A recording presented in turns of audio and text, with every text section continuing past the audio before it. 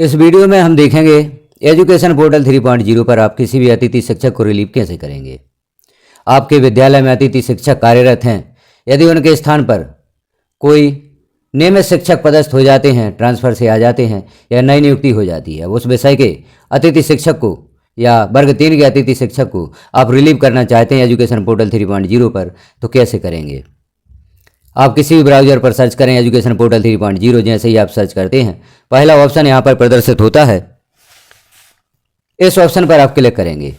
इस ऑप्शन पर जैसे ही क्लिक करते हैं तो एजुकेशन पोर्टल 3.0 को लॉगिन करने हेतु यहाँ पर ऑप्शन उपलब्ध होता है। तो आप चूँकि लॉगिन पूर्व से करते आए हैं, यूजर नेम में विद्यालय का डाइस कोड लिखते हैं, पासवर्ड जो भी आपका एजुकेशन पोर्टल 3.0 का है उसे लिखते हैं, कैप्चा फिल करेंगे और लॉगिन पर क्लिक करेंगे तो एजुकेशन पोर्टल 3.0 लॉगिन हो जाता है। जैसे ही एजुकेशन पोर्टल 3.0 लॉगिन होता है, लेफ्ट साइड में आप ऑप्शन देखेंगे। यहाँ पर आपको देखना है गेस्ट फैकल्टी से संबंधित जो ऑप्शन है, गेस्ट फैकल्टी मैनेजमेंट सिस्टम। इस ऑप्शन पर आप क्लिक करेंगे। इस पर क्लिक करेंगे तो कुछ नए ऑप्शंस यहाँ पर और शो होंगे। अब उन ऑप्शंस में हम देखते हैं अतिथि शिक्षक को रिलीव करने हेतु, गेस्ट टीचर को रिलीव करने हेतु कौन से ऑप्शन पर आपको जाना होगा। अब आप यहाँ देख रहे हैं होम रिलीविंग।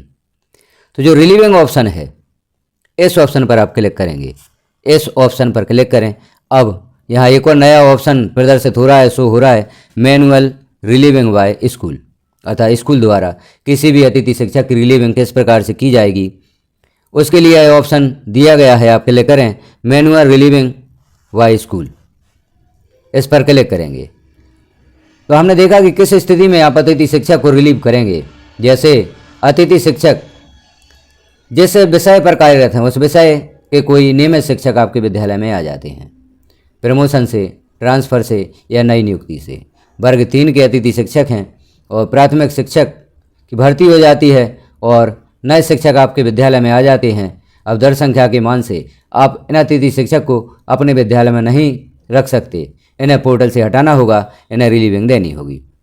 तब यहाँ पर हम देख रहे हैं, जैसे ही हमने manual relieving by school click किया तो यहाँ पर नया पेज ओपन होगा, मैनुअल रिलीविंग बाय स्कूल, और यहीं पर ऑप्शन उपलब्ध हुआ है ऐड न्यू गेस्ट फैकल्टी।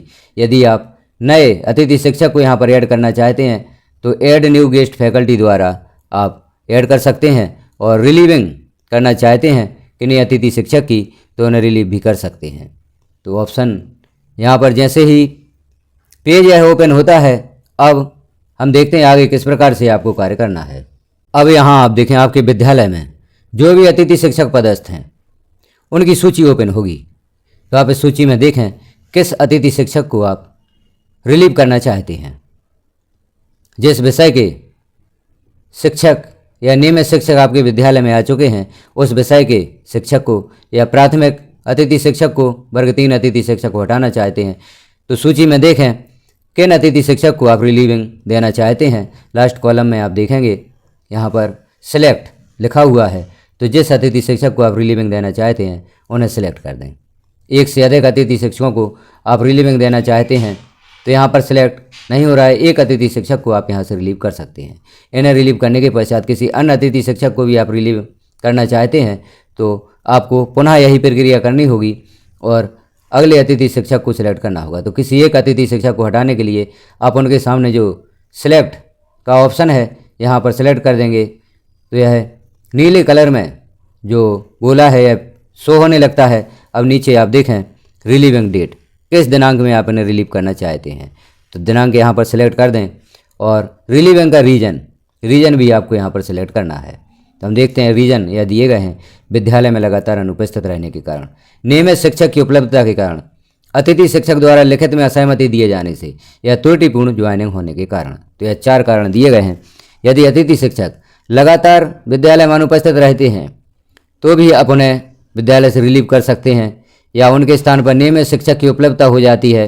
पूर्व में चूँकि नियमित शिक्षक नहीं थे, उनके स्थान पर इनकी ज्वाइनिंग की गई थी, अब नियमित शिक्षक आपके विद्यालय में उपस्थित हो चुके हैं तो नियमित शिक्षक की उपलब्धता के कारण यह ऑप्शन आप सिलेक्ट कर देंगे।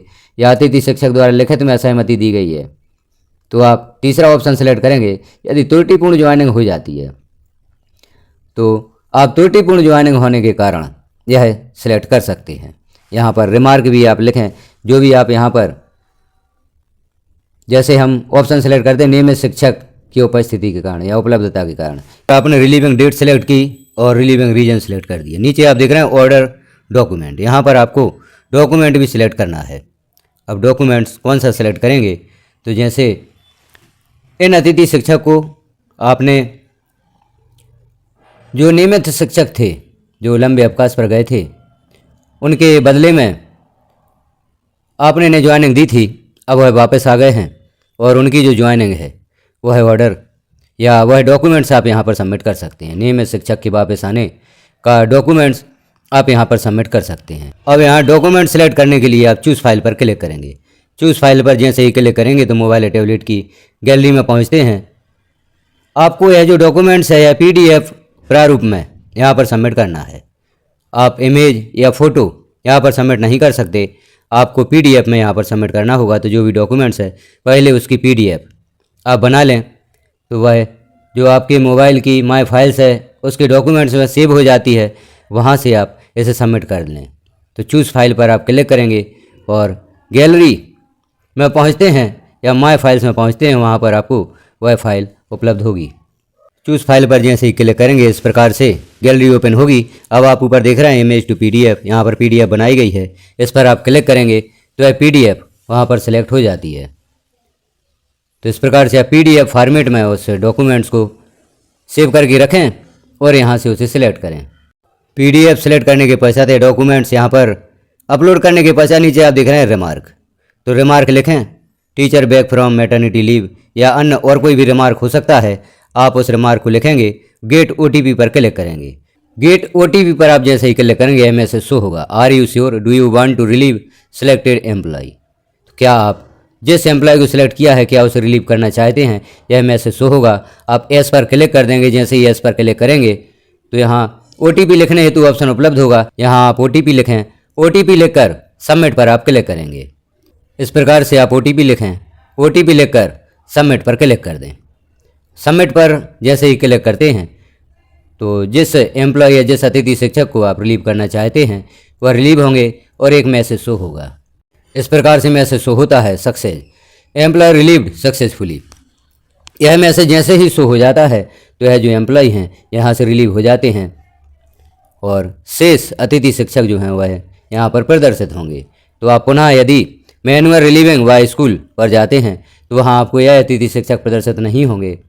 जो और अन्य अतिथि शिक्षक यदि आपके विद्यालय में कार्यरत हैं वह इस सूची में प्रदर्शित होंगे। इस प्रकार से आप किसी भी अतिथि शिक्षक को रिलीव कर सकते हैं। अब रिलीविंग की आवश्यकता आपको उस समय भी हो सकती है जब सत्र समाप्त हो जाता है और आपसे कहा जाता है कि आपके विद्यालय में जो अतिथि शिक्षक हैं उन्हें रिलीव करें, तो आपको उस समय भी रिलीव करना होगा। तो इसी प्रक्रिया के द्वारा जो लॉन्ग टर्म गेस्ट हैं उन्हें भी आप रिलीव कर सकते हैं, शॉर्ट टर्म गेस्ट टीचर हैं उन्हें भी आप रिलीव कर सकते हैं। तो जानकारी कैसी लगी आपको कमेंट में एक बार अवश्य बताएं। चैनल पर पहली बार हैं तो चैनल को सब्सक्राइब अवश्य कर लें, बेल आइकन को क्लिक कर ऑल पर प्रेस कर दें ताकि इस प्रकार की महत्वपूर्ण जानकारियाँ जैसे ही चैनल पर पब्लिश की जाती हैं तो नोटिफिकेशन के रूप में आपको प्राप्त हो सकें। धन्यवाद।